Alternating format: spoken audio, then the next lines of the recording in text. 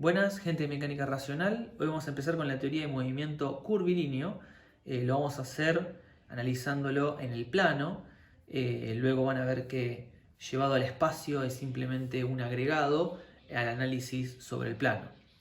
En primera instancia lo que vamos a hacer es analizar el movimiento curvilíneo según las coordenadas cartesianas tradicionales que nosotros conocemos en X en Y, y veremos que el movimiento curvilíneo en el plano representado en los ejes cartesianos se puede dar por una descomposición de movimientos en ambos ejes en cada instante. Luego vamos a analizar lo que es el movimiento angular y por último, en esta instancia del análisis que vamos a hacer del movimiento curvilíneo, lo analizaremos según componentes normales y tangenciales. Entonces, vamos directamente al análisis en la hoja. Vamos a analizar entonces el movimiento curvilíneo comenzando por hacerlo en coordenadas cartesianas. Nosotros ya hicimos el desarrollo del movimiento lineal y lo que vamos a hacer ahora es simplemente extender ese mismo desarrollo de la linealidad del movimiento a la composición de dos movimientos lineales para lograr el movimiento curvilíneo. En el libro esto lo van a encontrar en las páginas 49 a las 53, aparte de que está desarrollado en el PowerPoint también. Yo recomiendo todo este tema leerlo directamente del libro, ya que es un tema muy base, muy fundamental para todo el análisis que vamos a hacer hasta fin de año. Y yo noto que es un tema que durante todos los años de cursado no es fácil de interpretar y de entrar al tema de manera conceptual, más allá de que luego le encuentren el mecanismo a la resolución de problemas. La parte conceptual combinada con el desarrollo matemático suele ser difícil de comprender y de manejar con facilidad, lo que genera que los problemas los resuelvan de manera más mecánica que de manera más analítica, por así decirlo.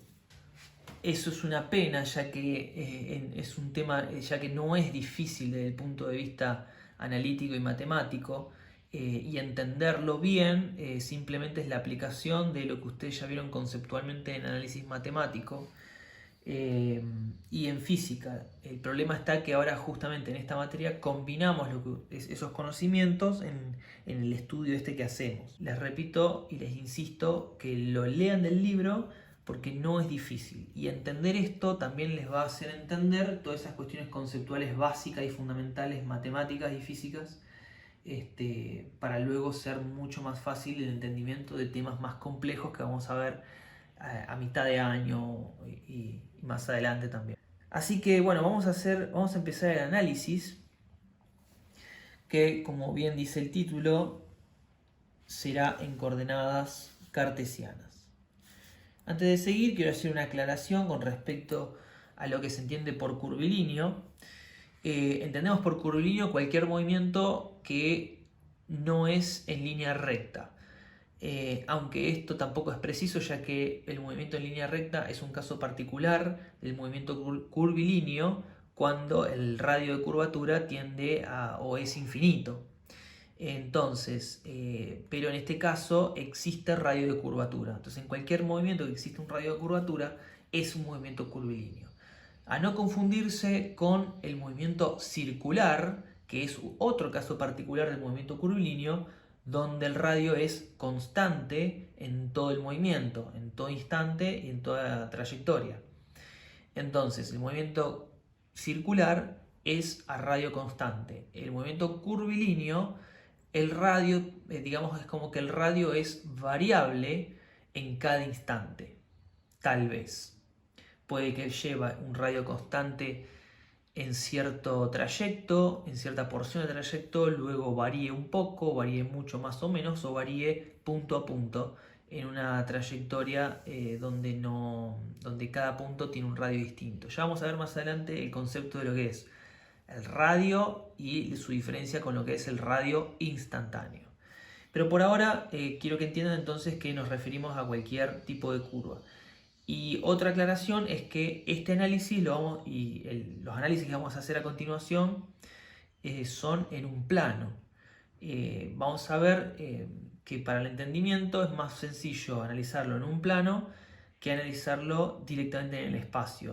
Luego, para incorporar el movimiento curvilíneo en el espacio, es simplemente lo que se vio en el plano incorporando una parte más. Es decir, todo lo que vamos a ver ahora nos sirve para luego después aplicarlo en el análisis del espacio. Entonces, en el ejemplo que vamos a usar para explicar cómo funciona el movimiento curvilíneo en coordenadas cartesianas, vamos a analizar, digamos, lo que es la trayectoria que sigue un proyectil. Esta es la curva, este es el movimiento, digamos, la trayectoria curvilínea que va a seguir el movimiento, contenida en un plano, y nosotros la vamos a analizar en cada instante según el eje Y y el eje X.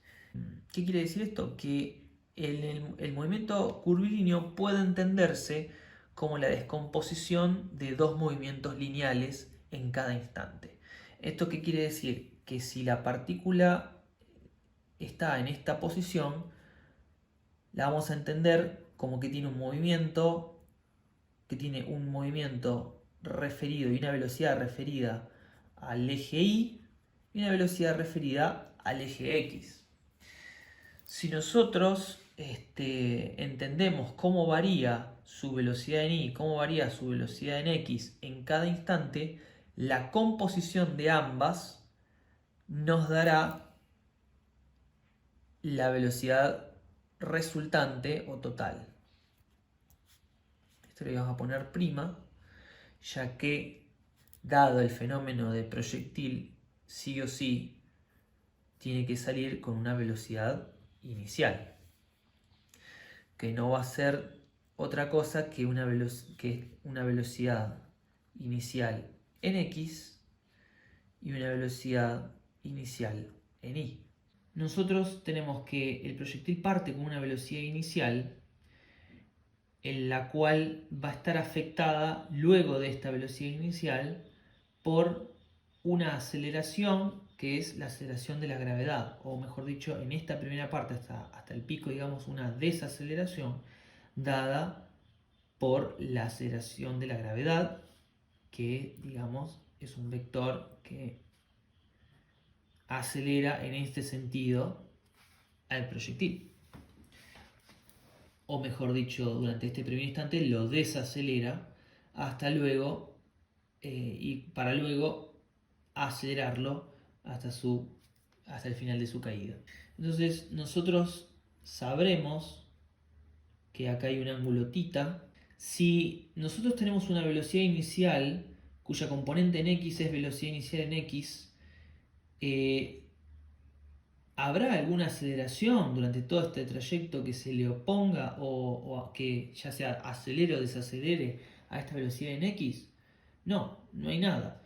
Suponiendo que esto es un sistema ideal donde no hay rozamiento, no hay nada que se le oponga a esta velocidad. Entonces, si una vez dada esta velocidad, si no hay ninguna fuerza externa o nada que la interrumpa, esta velocidad será constante. Entonces, la velocidad inicial en X es constante en todo su momento, en toda su trayectoria. ¿Qué significa que la aceleración en X es cero?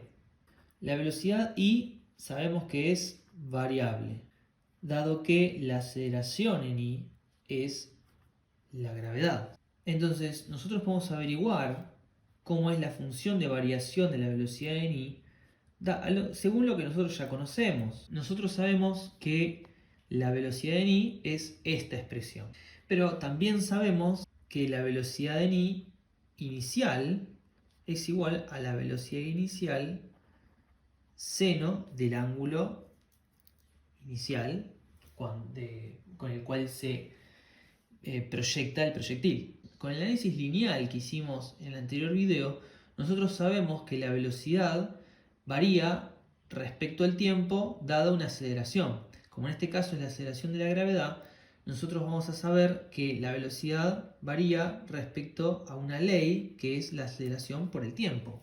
Dado que la aceleración es constante en este caso, es la gravedad por el tiempo.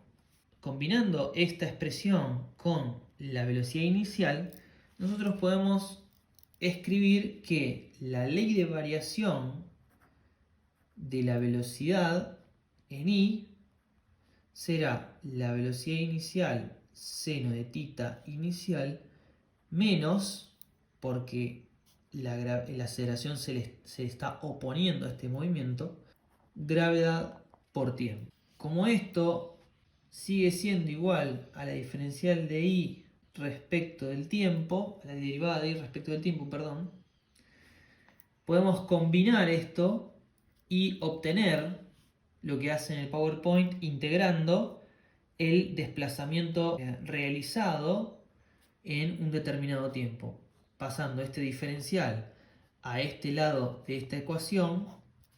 Podemos integrar en digamos, una posición inicial y una posición final para un tiempo inicial y un tiempo final, lo que es esta expresión. Esto va a ser un dato, esto va a ser un dato, por lo cual todo esto es numérico, esto es constante, se integra el t y podemos averiguar qué desplazamiento hubo en un determinado tiempo. O podemos también inversamente podemos averiguar qué tiempo transcurrió para un desplazamiento dado. Si analizamos solamente como para visualizar un poquito mejor esta expresión, esto es, digamos, la composición en el eje Y de la velocidad inicial. Digamos V0, la velocidad inicial en I.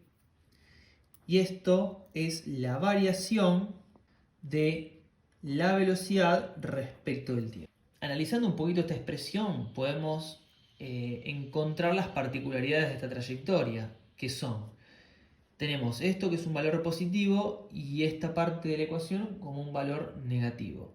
Entonces, ¿qué va a suceder? En el tiempo cero vamos a tener la velocidad inicial, la componente vertical de la velocidad inicial escrita por este término. Y este término va a ser 0. En un tiempo 1, podemos decir un segundo, vamos a tener que a esta velocidad inicial se le restó esta variación de la velocidad. Es decir, que a medida que transcurre el tiempo, la componente vertical va disminuyendo hasta que en el vértice de la curva será 0, que es cuando este término es igual a este término. Entonces, una de las cosas que se pueden llegar a averiguar o se pueden llegar a interesar en un estudio de esta característica es en qué momento la velocidad inicia hace 0 para saber cuánto tiempo transcurrió o qué distancia transcurrió vertical, horizontal o en total, la trayectoria total. Lo que sucede en un instante después de que la velocidad vertical se hace 0 es que empieza a este término a ser cada vez más grande que este, por lo cual la velocidad inicial se hace negativa, que significa que cambia de sentido, empieza a descender y lo hace cada vez más rápido. Por cada tiempo, por cada momento que pasa, por cada vez que esto aumenta, el t aumenta, va siendo cada vez más grande que este término y aumenta la velocidad hasta su instante final, donde se estrella contra lo que sea, el piso, el suelo, lo que haya ahí. El resto del desarrollo de esto está en el PowerPoint, en el libro, véanlo. Lo que ustedes tienen que, una de las cosas importantes que tienen que rescatar de todo este análisis es que el movimiento vertical es independiente del movimiento horizontal.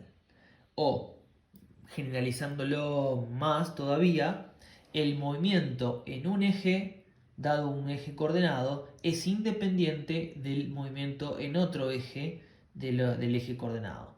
Todo movimiento lo podemos descomponer en dos movimientos variables lineales y uno es independiente del otro. Cerrando con esto, pasamos al estudio del movimiento angular para luego concluir con el movimiento en componentes normales y tangenciales. Todo este análisis comienza en el libro en la página 61 hasta la 63 y luego continúa en la página 67. Luego de la página 73 hay una sección de ejercicios para luego seguir con el tema de coordenadas polares y cilíndricas, que lo vamos a dejar para el próximo video. A modo de introducción al concepto del movimiento según componentes normal y tangencial, vamos a utilizar esta misma gráfica para entender lo siguiente. nosotros podemos analizar todo movimiento como una descomposición de dos movimientos lineales. El movimiento total va variando según cómo varían sus componentes, de acuerdo a un sistema coordenado fijo. Ahora, ¿qué sucediera si este sistema coordenado estuviese fijo en el punto y rotara, girara o siguiera la trayectoria del punto? Es decir, que en todo momento nosotros pudiéramos tener los ejes tangencial y normal al punto. Es decir, nuestro sistema de coordenada está fijo digamos, a la dirección de movimiento del punto, con un eje en Y vendría a ser normal, perpendicular en todo momento a la trayectoria, y un eje tangencial, o en X en este caso. Tenemos que entender cómo incorporar a lo que ya sabemos de coordenadas cartesianas el movimiento angular. Cómo hacer para traducir estas matemáticas digamos, a su variación angular en el tiempo, que es lo que se hace, que es lo que desarrolla el libro en la página 61. Entonces se introduce lo que es el movimiento angular, que es simplemente lo que se explica. Lo voy a hacer muy rápidamente ya que es muy simple desde el libro o el PowerPoint, que si nosotros tenemos una recta de referencia L0, la variación de la recta del análisis L respecto de L0 dada por una separación angular va a cumplir con las leyes de movimientos angulares, que son homólogas a las lineales. En este caso, la velocidad angular no es más que la variación de la posición angular respecto al tiempo. Esto se mide en unidades de radianes, que si no se acuerdan qué es un radián, vayan y repásenlo, es de física, es muy sencillo, se los recomiendo para que no cometan errores en lo que es el cálculo con radianes y las unidades equivalentes, digamos, pasar de revoluciones a radianes, o de ángulos a radianes y o revoluciones. Luego, la aceleración es la variación de la velocidad angular respecto del tiempo, que no es más que la derivada segunda de la posición angular respecto del tiempo dos veces. Y esto se mide de la misma manera que las unidades de la velocidad angular, pero sobre el segundo cuadrado. Entonces, ¿qué tiene que ver todo esto con esto? Lo siguiente, nosotros podemos definir esta velocidad, la B', con, digamos, un módulo y su inclinación angular respecto de la horizontal. Pero también podemos definirla como un vector, ya que justamente los vectores definen magnitudes de este estilo e incorporan la información de su dirección y sentido. Si yo sé cuál es la magnitud de esta velocidad, lo único que tengo que hacer a esta magnitud es incorporarle un vector unitario para definirle su dirección. Recordemos que todos los vectores pueden expresarse como la multiplicación de una magnitud por los vectores unitarios asociados a ese vector. Tengamos ya cuidado de ver que las componentes normales y tangenciales del movimiento de un punto pueden no coincidir, de hecho la mayoría de las veces no coinciden con las coordenadas cartesianas, con las componentes cartesianas de ese mismo vector. Entonces, si nosotros podemos analizar la velocidad de un punto en un instante como la combinación de la magnitud de esa velocidad con una dirección dada por un vector unitario, es importante, y queremos analizar, nos preocupa el cambio de eso, digamos, en el tiempo. Es importante saber que el cambio de posición angular del vector unitario respecto del tiempo se resuelve como su cambio de velocidad angular por un vector normal al vector unitario. Que esto es lo que se desarrolla en la página 61 a la 63 del libro. Con esta herramienta matemática nosotros podemos hacer que el marco de referencia, digamos, nuestros ejes coordenados, puedan rotar junto con la partícula. De manera que si incorporamos esto como rotación, digamos, si incorporamos esto como cambio de posición angular respecto del tiempo al eje coordenado, podemos llevar al eje coordenado a la partícula y analizarlo junto a esta en todo momento del desarrollo de la trayectoria, lo cual es muy útil a la hora de analizar los movimientos. Ya tenemos toda la información para el análisis de movimiento curvilíneo en componentes normal y tangencial. Antes definimos la velocidad en todo momento de un punto en movimiento curvilíneo como la composición de dos movimientos lineales. Ahora lo que vamos a hacer es analizar la velocidad como un vector, digamos, que va variando en el tiempo, y que ese vector lo vamos a entender como una magnitud y una dirección. La magnitud va a estar dada por la razón de cambio de la distancia recorrida y la dirección va a estar dada por un vector unitario.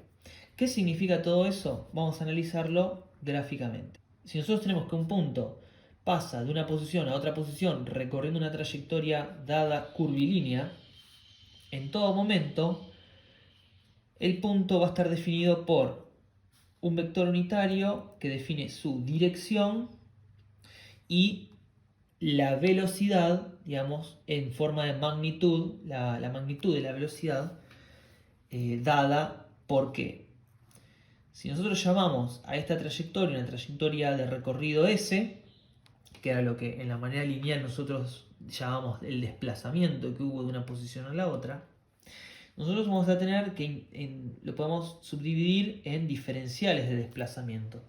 Entonces, la velocidad como vector va a estar dada por el diferencial de desplazamiento respecto del tiempo, o la razón de cambio de la distancia recorrida, por la posición, la dirección, por la dirección vectorial.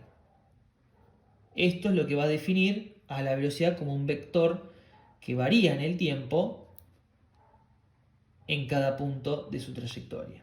Entonces, como dijimos, esto es la razón de cambio de la distancia recorrida. Y esto es la dirección. De esta manera queda perfectamente definido la información de la velocidad del punto en toda su trayectoria, en todos los puntos de su trayectoria. Como nosotros ahora sabemos, como definimos matemáticamente de esta forma la velocidad, podemos de la misma manera encontrar cuál es la expresión para la aceleración. Como nosotros ya sabemos del estudio que hicimos en el video pasado, seguirá siendo la variación de la velocidad respecto del tiempo. ¿Qué es la velocidad ahora? La velocidad es esto, pero esta variación de la velocidad responde a esta variación de la velocidad por, digamos, este vector unitario. La razón de cambio de la distancia recorrida es velocidad instantánea. En este caso es un valor escalar. Entonces, la derivada de todo esto respecto del tiempo es esta expresión. ¿Por qué es esta expresión? Bueno, dijimos que derivada del desplazamiento respecto al tiempo es velocidad de forma escalar instantánea, derivada de cómo varía la razón de cambio de la distancia recorrida en el tiempo por esta expresión sin derivar, este término sin derivar, más, entonces, esto mismo sin derivar por la derivada de esto. Y la derivada de esto la explicamos hace instante en la explicación de movimiento angular, que era esta expresión, que salía de cómo variaba en el tiempo la posición angular del vector unitario, que no era más que la variación de su posición angular respecto al tiempo, es decir, velocidad angular dada por esto, por un vector normal unitario también a el vector unitario inicial derivado. Y eso es lo que tenemos en esta expresión acá. Esto también se desarrolla en el libro y en el PowerPoint. Léanlo con cuidado para entenderlo bien, que tenemos que seguir adelante con el análisis. Esto habíamos dicho que es la derivada del vector unitario tangencial respecto del tiempo, y esto es la velocidad angular. Y esto es era lo que dijimos antes, el vector unitario n. Entonces, esto es un vector, esto es un vector. Esto es un módulo y esto es un módulo.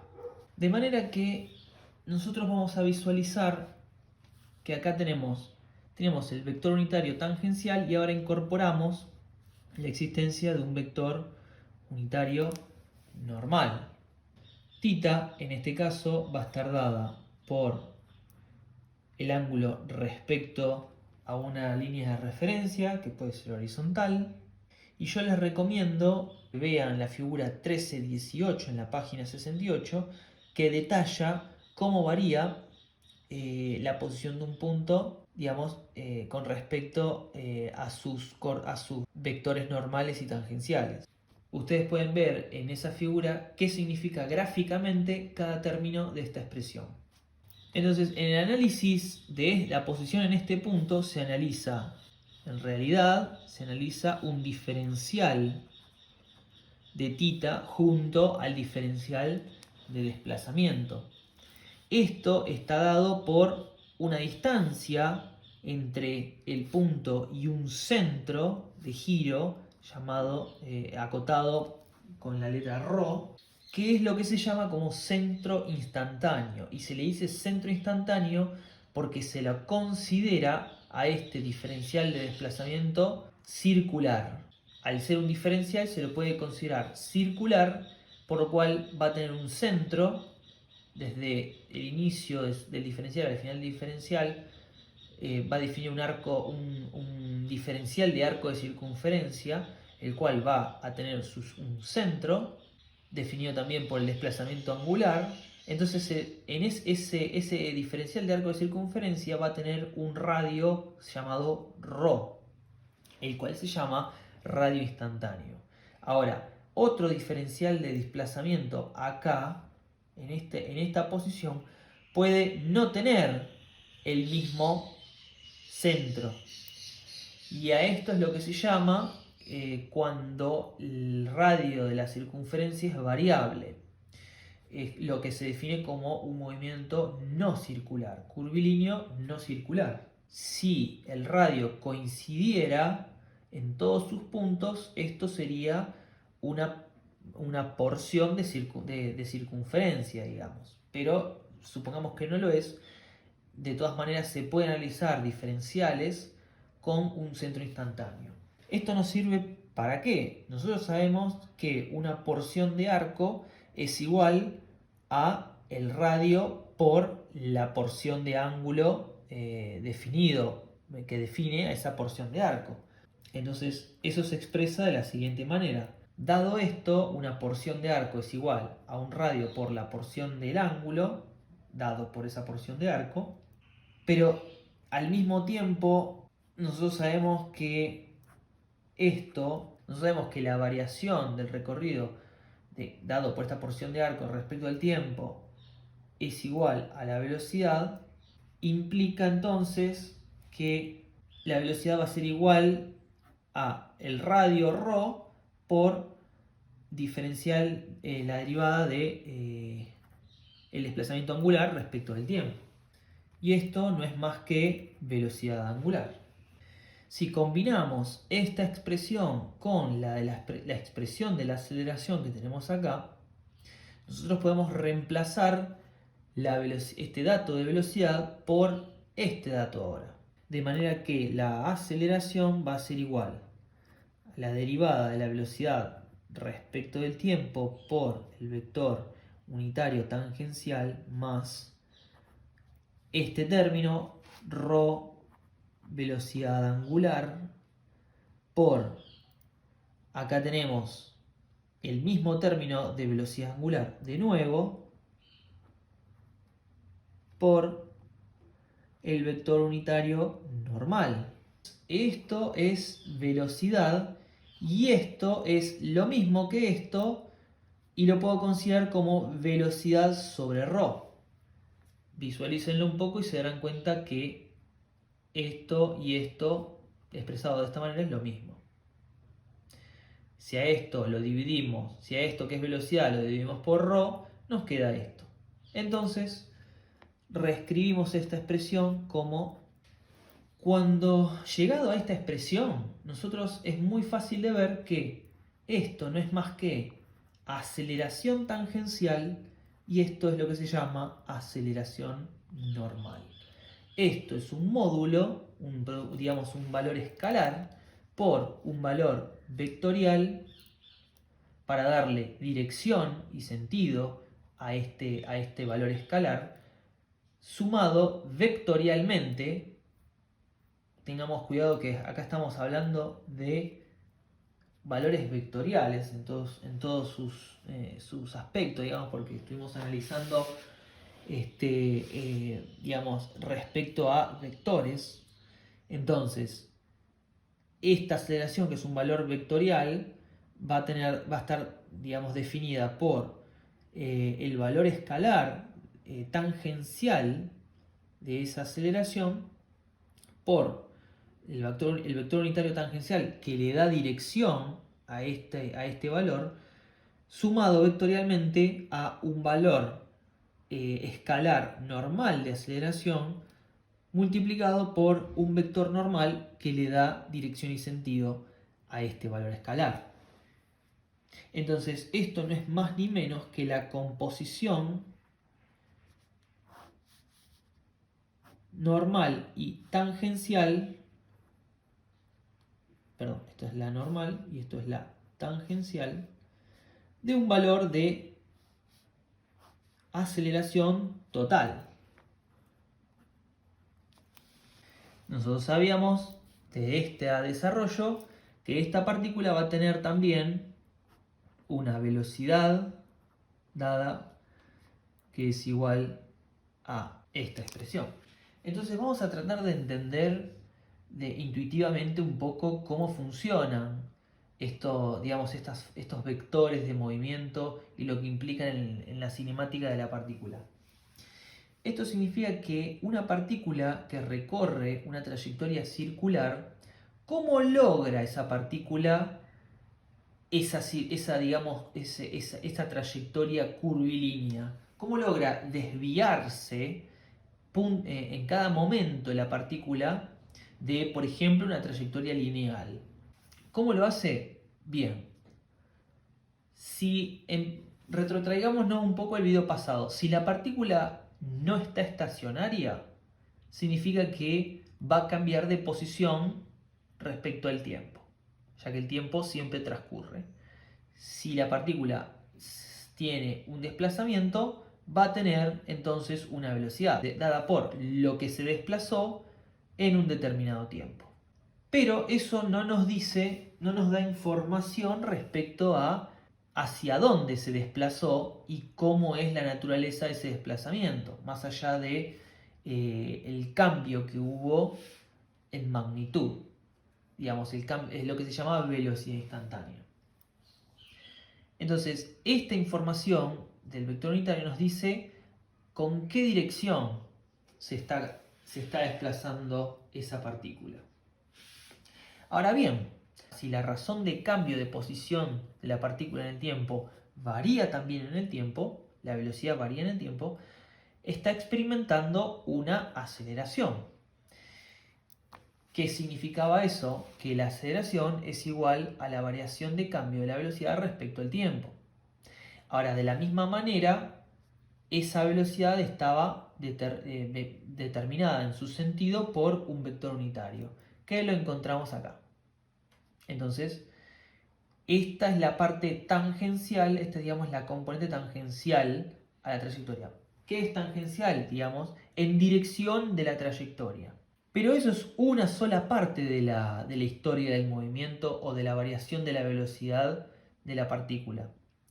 Si la partícula no solo cambia la velocidad en dirección de la trayectoria, sino que también cambia su posición, digamos, angular respecto de la tangente, es decir, si la partícula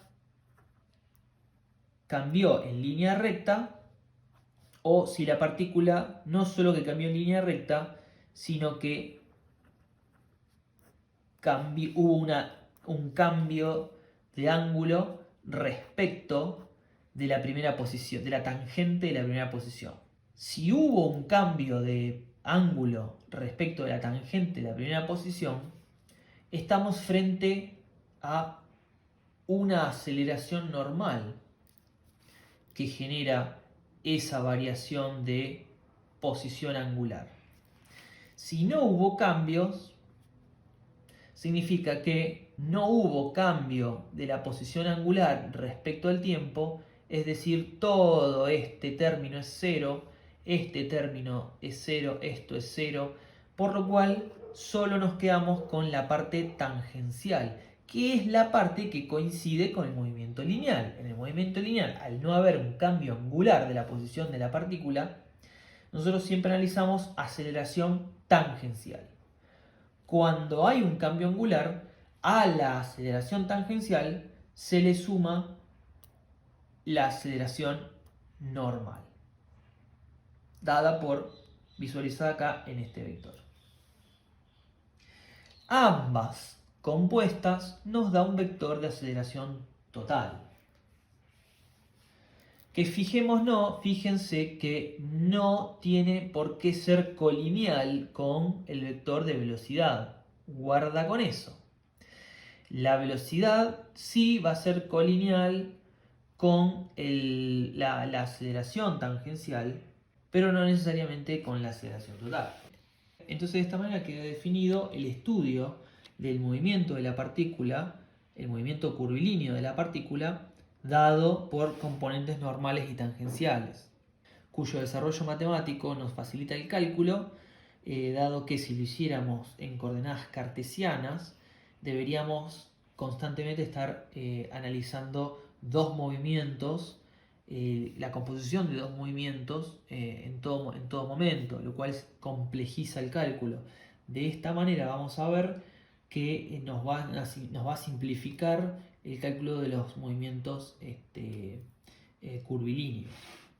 Ahora lo que voy a hacer es simplemente hacer analizar la particularidad de todo este movimiento para el movimiento circular, que no es más que lo que está desarrollado, pero expresado cuando el radio de curvatura es constante y es igual a R. Si el radio de curvatura instantáneo es constante y es igual a R, lo primero que vamos a saber es que la velocidad tangencial es igual al radio por la velocidad angular, que está dado por esta expresión, siendo esto el cambio de la posición angular respecto del tiempo. Y si derivamos esto respecto del tiempo, si sabemos que la derivada de la velocidad respecto al tiempo es la aceleración tangencial, si lo derivamos respecto al tiempo, sabemos que R es una constante respecto al tiempo y esto no es más que derivarlo respecto del tiempo. Y esto sabemos que es aceleración angular, por lo cual esto queda dado como esta expresión. Sabemos esto que es también la derivada segunda de la posición angular respecto del tiempo dos veces. Y la expresión de la aceleración normal es lo mismo que lo que está expresado acá, excepto con el radio instantáneo constante como R. Entonces la aceleración normal va a ser igual a la velocidad tangencial cuadrado sobre el radio en este caso. Que si lo desarrollamos con lo que tenemos acá, nos damos cuenta que podemos escribirlo de esta manera. Que no es más que elevar al cuadrado esta velocidad al cuadrado, queda radio cuadrado, velocidad angular al cuadrado. Una de las radios se va por estar dividiendo esta, y entonces queda un radio por velocidad angular al cuadrado. Entonces, con este desarrollo ya podemos hacer ejercicios. Vamos a hacer hasta el ejercicio 13 incluido. Y yo voy a estar haciendo algunos ejemplos dentro de esos ejercicios, donde vamos a ver cómo se hace el desarrollo matemático en la aplicación de digamos, de toda esta matemática, para que ustedes ya tengan como ejemplo el modo de uso de todo esto y el análisis que se le da de manera práctica. Así que nos vemos en el próximo video de práctica relacionada a esta teoría. Gracias.